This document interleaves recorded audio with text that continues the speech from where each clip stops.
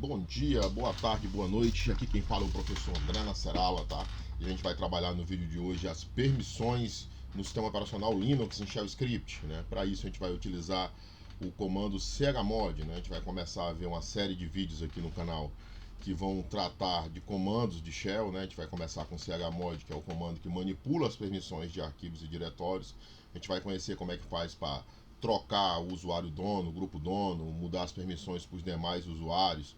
Vamos conhecer o comando a fundo, vamos conhecer como é que se comporta o código de 9 bits, né? Essa abordagem usada pelo Linux para gerenciar o esquema de permissões do sistema operacional, tá? Não se esqueça de se inscrever no canal aqui embaixo, ativar o sininho de notificação. Se puder, deixa um comentário aí, deixa um like. Está começando aqui no YouTube. Abraço, vamos pro vídeo. Beleza, gente, nós estamos aqui, né? Vou usar um esquema de slide aqui na parte teórica. Daqui a pouco eu vou mostrar como é que se comporta esse esquema de permissão direto no Shell. Lá a gente vai abrir com o put lá, uma conexão com o sistema operacional Rock Linux. Vamos fazer uns testes lá com o comando chmod, tá? Primeiro vamos entender como é que o comando chmod funciona. Ele opera de duas maneiras, tá? Ele opera na forma que a gente fala, a forma tradicional, né? Onde você utiliza as flags de leitura, escrita e execução, que são essas daqui, ó, tá? Que são as permissões do Linux que são tratadas assim: permissão de leitura, permissão de escrita e permissão de execução. RWX, tá? Todo arquivo tem essa permissão dividida em três blocos, tá? O primeiro bloco se refere às permissões do usuário, o outro bloco, se tiver RWX aqui, se refere às permissões do grupo, e o último bloco RWX se refere às permissões dos outros usuários do sistema. Por isso que chama de código de 9 bits, tá? Então você tem 9 bits para definir a permissão de um usuário, dado que isso aqui é dado por um octeto. Vou já mostrar como é que isso aí se comporta. A sintaxe desse comando, na forma tradicional, é da seguinte maneira: você vai dar chmod e você vai escolher se quer alternar a permissão do grupo, do usuário, perdão, com U, do grupo com o G, dos outros com o O, ou se está se referindo aos três ao mesmo tempo, né, de U, G e O, tá? Aí o mais e menos é se você quer dar a permissão ou se você quer tirar, né? Claro que dar a permissão é com mais e retirar é com menos.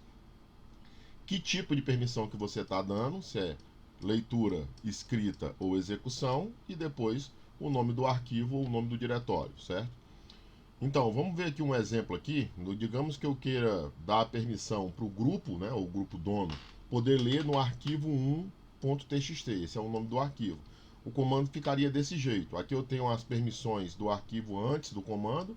Então, antes do comando, o usuário dono pode ler, escrever e executar. O grupo dono não pode nada e os demais usuários podem ler, né? Como eu falei, elas são divididas em três. As três primeiras é do usuário, as três seguintes do grupo e as três últimas dos demais usuários. Quem são os demais usuários? Que não são nem o dono, nem fazem parte do grupo, certo? Vamos lá. Se eu quero dar leitura escrita no arquivo 1.txt, eu dou chmod g+, né? Então, para o grupo, atribuindo leitura escrita no arquivo 1.txt. É assim que funciona a lógica do comando chmod, tá? Então, depois que eu der essa permissão, eu vou conseguir perceber que o arquivo mudou o seu código de 9 bits. Ele deixou de ser leitura escrita e execução para o usuário, dono, né? Não tinha nada para o grupo, agora aparece leitura escrita e eu não manipulei as permissões dos demais usuários, tá? Vocês conseguem ver essas permissões aí entrando no diretório e utilizando o nosso bom e velho ls-l, né, que é o comando que lista arquivos e diretórios, certo? Se você quiser desfazer o comando, é só repetir o comando trocando o mais pelo menos que você deu. Você tira, né? Mais alguns exemplos aqui para fixar o conteúdo. Aqui, por exemplo, eu estou atribuindo a permissão de escrita para A. Quem é A? A é o usuário, o grupo e os outros, ou seja, para todos ao mesmo tempo, certo? Então, todos os usuários podem ler no arquivo 2.txt, que é o arquivo que eu estou manipulando as permissões, certo? O chmod O mais W, arquivo 3.txt, eu estou dando a permissão de escrita para os demais usuários, os outros, no arquivo 3.txt, né? Outros usuários podem, que não são nem o dono nem fazem parte do grupo, podem ler no arquivo 3.txt. Grupo ou grupo dono é a mesma coisa. Então aqui, ó, aqui eu estou removendo, aqui é um exemplo de remoção de permissão, removendo as permissões de leitura, escrita e execução no arquivo 4.txt. Removendo para quem? Para o usuário dono. Quem é que pode manipular a permissão? O usuário dono e o root. O root pode de qualquer um, o usuário dono pode manipular as permissões dos arquivos que ele é dono. Então retira as permissões de escrita e execução para o usuário dono do arquivo, certo? O comando chmod ele também pode ser utilizado na forma octal, né, que na verdade cada bloco daquele de usuário, grupos e outros são formados por 3 octais, certo? Esses octais, se você converter em binário, vão definir o que é leitura, escrita e execução em cada posição daquela. Então, se o usuário pode ser RWX, então aquele R, né, é dado pelo um número binário, o W pelo número binário, e o X pelo número binário. Então ali, na verdade, o código de 9 bits, eu tenho 3 blocos octais ali, tá? Por exemplo, na forma octal, que inclusive eu acho que é a forma mais utilizada na internet, vocês vão achar mais documentação, né, tutoriais de instalação, utilizando a forma octal. Aquela forma lá, que eu costumo chamar de forma atributiva, ela é menos usual, né? Se bem que ela é bem intuitiva, né, bem lúdica. Essa daqui você tem que entender um pouco o que é que significa cada número. Por exemplo, aqui 664, né, são 3 números, obviamente o primeiro número se refere ao usuário dono, o outro número se refere ao grupo dono e o terceiro número se refere aos outros usuários do sistema, certo? Vamos lá, o que quer dizer esses números? O princípio é um octal, né? Cada número desse é um octal, então vai de 0 a 7, certo? Se você quiser decorar o que cada número faz, eu vou botar aqui: o 0 retira todas as permissões, o 1 atribui a permissão de execução, o 2 atribui a permissão de escrita, o 3 atribui as permissões de execução e escrita, que é resultado da somatória de 1 mais 2, certo? O 4 atribui a permissão de leitura, o 5 atribui a permissão de execução e leitura, que é resultado de 1 mais 2, 1 mais 4, perdão. O 6 atribui a permissão de leitura e escrita, né, que é 4 mais 2. E o 7 atribui todas as permissões, leitura, escrita e execução. Como é que funciona? Um jeito fácil de você aprender isso aqui é você aprender apenas que o 1 é execução, o 1 se refere à permissão X de execução, o 2 a permissão de escrita, o 2 é o W, e o 4 é a permissão de leitura, o 4 é o R. O 0 retira, né? O 0 retira as permissões. Então, sabendo isso aqui, eu consigo entender como vai ficar as permissões de cada chmod que eu fizer. Por exemplo, 6 é resultado de 2 mais 4. Então aqui o usuário vai poder ler e escrever, né? Então 6 é resultado de 2 mais 4. Permissão de leitura e escrita. 6 para o grupo quer dizer que o grupo pode ler e escrever, certo? Que é o resultado de 4 mais 2, certo? Que também dá 6. O 4, obviamente, é 4 é a permissão de leitura. Então, nesse caso, o usuário dono vai poder ler e escrever, o grupo ler e escrever e os demais usuários só podem ler o arquivo .txt. Quando eu falo que ele é octal, é porque as coisas se comportam mais ou menos assim, ó. O 6 em octal, ó, é 1, 1, 0. Isso aqui é 6. O outro 6 fica 1, 1, 0, certo? E o 4 fica 1, 0, 0, certo? Isso aqui é o 4. Observem que esses números estão nas posições RWX, ó. Então, aqui, ó, esse primeiro 6 é do usuário, ó. Isso aqui, ó, é R ligado, né? O bit 1 significa ligado, W e nada. Então, o usuário pode ler e escrever. O grupo pode ler 1 ligado, 1 de novo ligado, W, 0 desligado, nada. Então, o usuário lê e escrever, grupo lê e escrever e os outros usuários, o R está ligado, traço, traço, certo? É assim que se comporta. Mas assim, a maneira boa de você aprender isso aqui é aprender que o X é 1, o W é 2 e o R é 4. Pronto, qualquer outro número vai ser resultado disso aí. Se eu quiser dar a leitura, escrita e execução, que é a permissão máxima, é só dar a somatória dos três, ó, 1 mais 2 mais 4, beleza, 7, né, que é a famosa permissão 777, né, que a gente vê em muitos tutoriais aí, né, que é reganha tudo, abre tudo, tá? Leitura, escrita e execução para todo mundo. Certo? Vamos ver aqui uns comandos aqui, ó. chmod 664, aquele comando lá atrás, né? Ele vai dar a permissão de leitura e escrita para o usuário e ele vai dar leitura e escrita para o dono e só leitura para os demais usuários, certo? O chmod octal, ele não é atributivo como o que a gente mostrou anterior, o tradicional, certo? Ou seja, se você fizer um comando dessa maneira aqui, chmod 020, eu não estou dando simplesmente a permissão de escrita para o grupo. Eu estou removendo tudo do dono e removendo tudo do outro e dando só escrita para o grupo, ok? Então eu sempre tenho que formar a permissão completa, diferente do outro, onde eu posso simplesmente adicionar a leitura para o grupo, sem remover nenhuma outra dos outros usuários. Eu posso remover só a escrita dos demais usuários sem mexer nas permissões do usuário e do grupo, certo? Então eu tenho como tirar e botar com aquele mais e menos. Aqui não, aqui eu já defino fixo como é que vai ficar as permissões do arquivo no final. Então eu não posso fazer 020 esperando que eu vou dar só escrita para o grupo. Na verdade eu vou estar removendo tudo do usuário dono, dando só escrita para o grupo e removendo tudo dos demais usuários. 0, tira tudo, 2, só escrita, e 0 remove tudo, tá? Não é atributivo, certo? Então vai ficar tudo zerado, como ele está dizendo aí. Aqui a gente tem alguns exemplos, ó. Atribuir a permissão de leitura ao dono e remova todas as outras permissões do arquivo. Então aqui eu quero atribuir a permissão de leitura ao dono e remover tudo, né? Então eu quero que o arquivo fique assim no final, ó. O dono com leitura, R só leitura, e nada por demais, ó. Então é óbvio que você olhando aqui é 4, né? Porque o R é 4, 0, 0. Então chmod 400, né? Há quem fale 400, apesar que isso aí não é um número decimal, certo? Então chmod 400 arquivo 1.txt, né? Depois que você fizer esse comando, as permissões que eram assim passam a ficar assim, tá vendo? Do jeito que eu desenhei aqui em cima, né? Perdão aí, meu desenho não é tão bom, tá?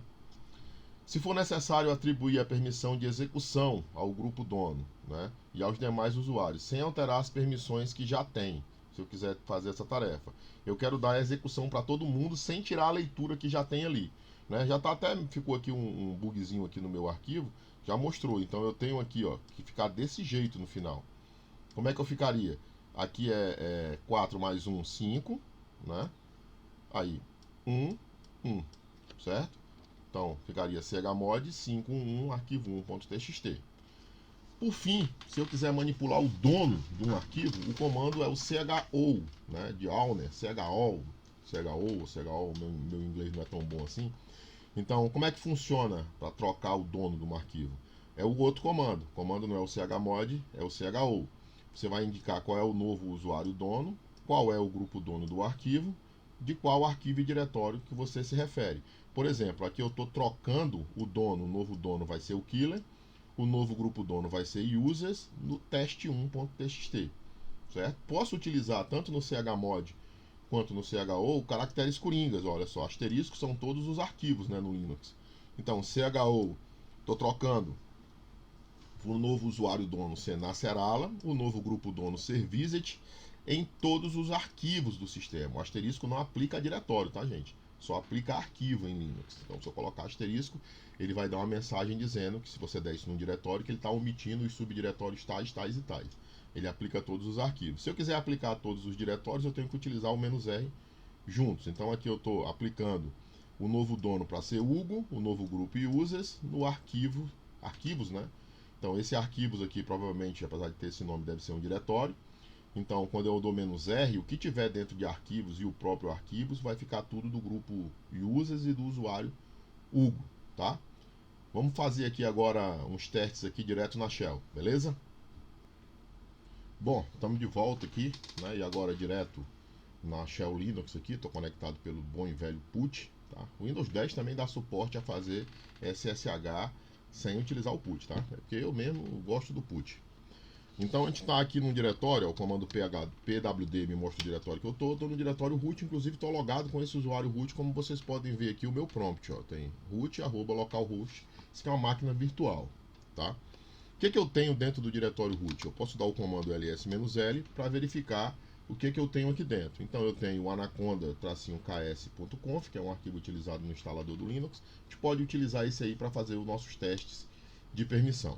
Então a gente tem aqui o código de 9 bits, certo? Ele começa a partir daqui. O primeiro aqui, ó, antes do R aqui, como vocês podem ver, tem um tracinho, ó, certo? Esse tracinho aqui, que no de baixo aqui, no Duke DNS, é um D. Quando começa com tracinho, é um arquivo. Quando começa com D, é diretório. Tem outras linhas, né? Ali tem outros caracteres que aparecem, como por exemplo L, né? Que se refere a link simbólico, mas isso vai ficar para um outro vídeo, tá? Começou com traço, é um arquivo. Então eu sei que o Anaconda é um arquivo porque no começo da linha aqui aparece um traço. e logo depois o código de 9 bits. Então, no caso, esse Anaconda aqui, ele tem permissão de leitura e escrita para o usuário dono. Quem é o usuário dono? É o root. Ele tem nada para o grupo dono, que é o grupo root. Existe o grupo root e o usuário root, tá? Isso aqui do arquivo, isso aqui é o usuário dono, isso aqui é o grupo dono. Isso aqui é o tamanho do arquivo, né, em bytes. Aí aqui eu tenho aqui no final as permissões dos demais usuários, que estão todas zeradas também. Aqui data de criação do arquivo, nome do arquivo é o último aqui, tá? O diretório do DNS que tem aqui, o usuário dono pode ler, escrever e executar, né? Não se executa diretório, é acessar. O X, quando se refere a diretório, é a capacidade de acessar o diretório, poder listar o conteúdo dele, né? Acessar, entrar no diretório. Então, quando for diretório, ele serve para isso. O grupo root, ele pode ler e executar, né? Acessar, perdão, esse diretório, né? Porque quando é diretório é a capacidade de acesso.